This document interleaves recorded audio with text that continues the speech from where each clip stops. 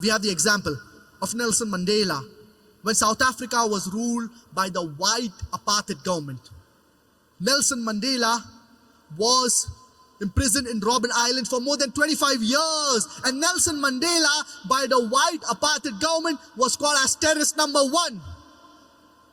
Later on, when South Africa gets its freedom and the white apartheid government is thrown out, Nelson Mandela gets the Nobel Prize for Peace. Imagine terrorist number 1 gets the Nobel Prize for Peace.